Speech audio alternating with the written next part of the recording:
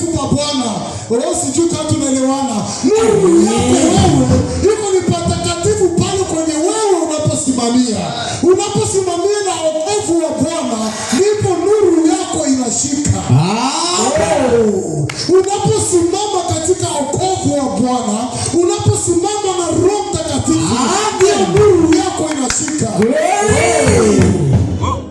Kuna mama yangu pale, kipindi alipomaliza kuhubiri, Pawa alimshuhudia matendo yake. Alisema eti kwamba huyu ni mama wa mchungaji, kwa sababu kufuatana nini? Matendo yake ambayo aliyotenda na maneno yake aliyotoa ilifanana, ni yeye ni mama ya ule baba, kwa sababu matendo yake na matunda yake ambayo yuko nayo ndio sisi watoto kwa leo tunaanza yafuna. Sijui kama tuko wapi. Sijui kama tunaelewana. Matunda yako ambayo kuna lima, hata watoto wako waivune, hata watoto wako waili, hata watoto wako wasimame nayo, hata nuru yako popote unapokwenda, hata uende Canada, hata uende Australia, hata nuru yako iangaze, iseme kwamba Yesu Kristo anatembea pamoja nami. Kuna watu wengine tunatembeza tu gari tunasema Bwana tubariki njiani, Bwana tuongoze, Bwana tufanyie hivi, Bwana. Tuko naomba kwa sababu hili ni hatua. Kuna wengine wanaenda tu nasikiliza muziki, wanasema lelele. Kuna kitu mingi ambacho tuko naziona. Lakini ile yote tu kusema nini? Ni ubatili wa dunia. Unapokuwa Mkristo, kuwa karibu sana na maombi. Kuwa karibu sana na Mungu. Msogelee Mungu wako wakati wowote. Ambia Mungu, wakati wangu ni huu. Usiseme kwamba uko kijana. Usiseme kwamba wewe umesimama katika nuru, wala umesimama katika giza. Ambia Mungu wako kwamba saa zangu ni hizi sasa za kusimama. Amen. Ambia Mungu, saa zangu ni hizi sasa. Hata magonjwa atakutese, ambia nuru yangu sasa iangaze. Amen. Ambia Mungu, nuru yangu sasa iangaze. Amen. Wakati wangu nafika sasa. Hata wakuchekecheke, hata wakusemeseme, ambia nuru yangu inaangaza sasa. Haleluya. Ambia nuru yangu inaangaza. Hata unisemeseme, nuru yangu inaangaza. Ambia nuru yangu inaangaza. Hacha waone matendo yako. Hacha tuchumbe matunda kutoka kwako. Yes. Hacha tuone matunda yako iko wapi mpendwa.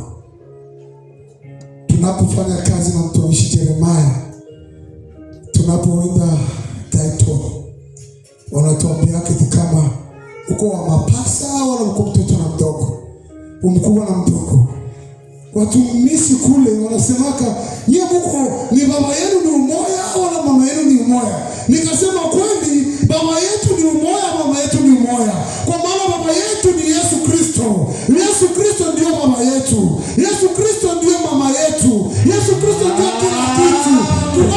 Tunaposimama pale, tunamtambulisha mtumishi Kalonda kwa sababu ni baba yetu, anatulisha neno, anatupatia mawazo, anatulisha matunda ambayo zikula. Bwana kubariki sana. Amen. Tuwasogelee watumishi wa Mungu. Tutembee pamoja nao. Kipindi tulipomaliza masomo, nakumbuka sana masomo ya Biblia ni mazuri sana. Tunaweza tukasoma masomo yote. Yesu akusoma, alikuwa atufundisha. Petro akusoma, alifundishwa. Andrea kusoma, walikuwa na makazi, lakini walitembea katika nuru. Kwa sasa tuko na wasoma kwa leo. Yes. Kwa leo tuko na wasoma. Kwa leo tuko na soma Petro. Kwa leo tuko na soma Yakobo. Kwa leo tuko na soma Andrea. Kwa leo tuko na soma Yuda. Au wote wakupita katika masomo, lakini walikuwa na mwangaza wa Roho Mtakatifu. Kwa maana unapokuwa na mwangaza wa Roho Mtakatifu, hata na wewe utaandikwa ndani ya Biblia. Watasema mtumishi fulani alikuwa akituelezea kitu fulani na tumekidaka. Bwana Yesu atubariki. Amen. Najua tunafika wakati ambapo Bwana aliyetupatia karama ambazo tutendee kazi yake. Yes. Tutasoma tu andiko moja na ndio tutamalizia, ambayo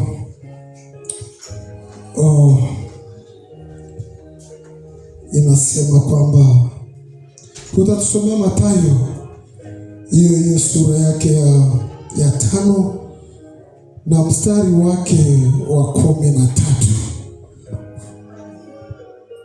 5:13. Bwana Yesu asifiwe. Amen.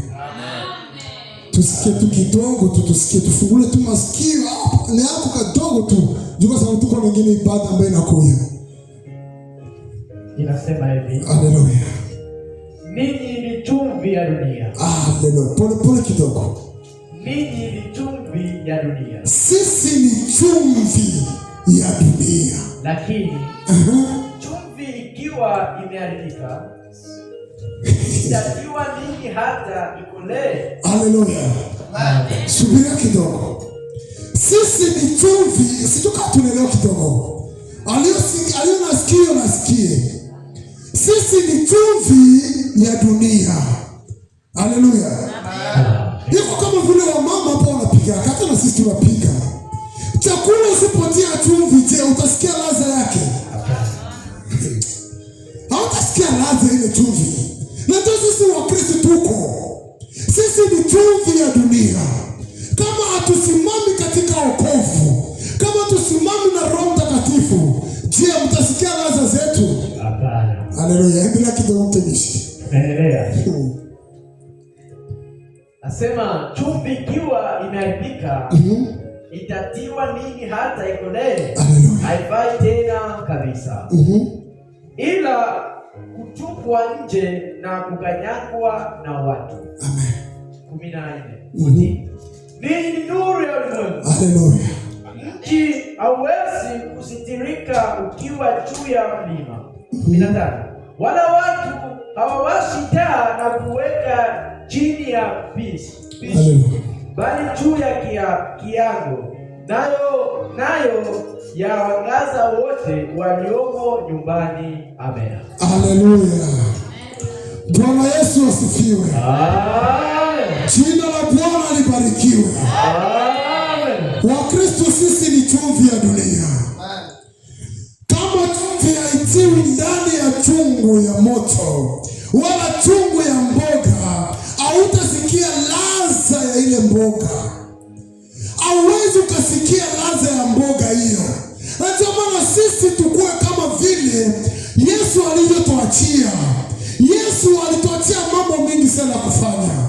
Hatukuachia eti tuanze kuchambana, wala tuanze kutetana, wala tuanze kuongeleana vibaya, chukisha kwa vibaya. Tuanze tembea katika njia ya Yesu Kristo. Kwa sababu mtumishi wa Mungu ananunua gari, wivu inaendelea, kile kigari kipasuke, kifanya ajali. Haleluya. Mtumishi wa Mungu amefungua kanisa, ile kanisa lungune, ile kanisa igawanye. Jua nini? Hatuna chumvi ya upendo, hatuna nuru ya upendo, hatuna njia ya upendo, hatuna roho ya upendo. Tungekuwa na hivyo vitu vyote, sisi wa Kristo tungeshinda watu wa dunia. Amen. Tungeshinda hao watu wa giza. Yes. Tungeshinda hao watu ambao wanafungiwa makanisa kila siku. Angalia Bwana Yesu asifiwe kwanza. Baba yangu alitoa ushuhuda kidogo, alisema neno moja aseme. Je, mko natizama mitandao? Kuna kanisa zimoja kunafungiwa. Ndio ndiko inasema kwamba kuna kanisa zimoja hazina nuru. Zinaingia tu kuabudu giza. Wewe unapoabudu nuru, hatakuwa watu wawili. Maandiko yanasema mkisali wawili na mimi nitakuwa katikati yenu. Yes. Na ndio maana sisi tunashinda, hata tukua wawili tunajua Mungu yuko pamoja nasi. Hata tukikuwa mmoja, Mungu yuko pamoja nasi. Tunapoenda sehemu, hata sehemu za mbali, Mungu yuko pamoja nasi. Tunapaswa tumkimbilie Bwana. Wale watu wa kukuwa na Mungu ni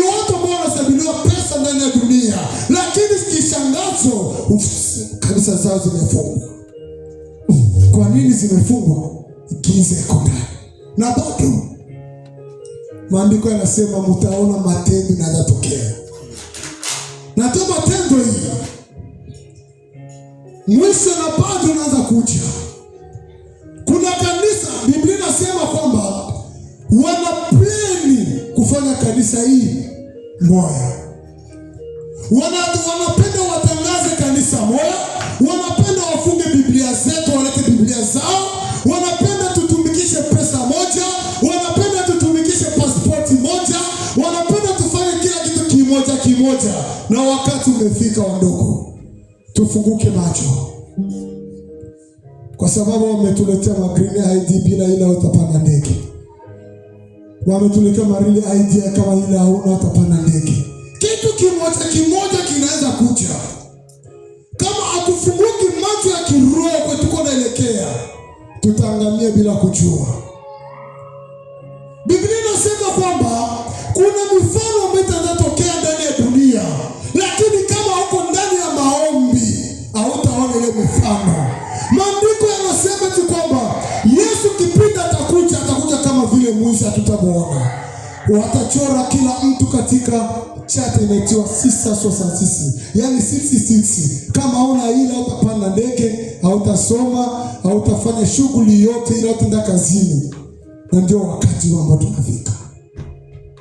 Wapendwa, tuite Mungu atujaze nuru ili tuone njia ya kupitia. Mimi na wewe tunasimamia wapi? Yes. Mimi na wewe kwa leo tuko naenda wapi? Mimi na wewe leo tunasimama sehemu gani? Biblia inasema kwamba tutawatambua hadi kwa matendo yao, hata kwa mwenendo wao, hata kuongea kwao, hata kwa mavazi yao, hata kusema kwenda kutembea, tutawatambua tu hao ndio wakina nani. Bwana wabariki. Amen. Na Mungu awe pamoja nanyi katika jioni ya leo. Amen.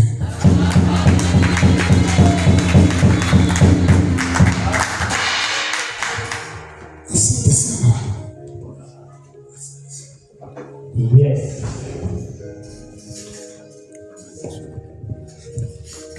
Hallelujah.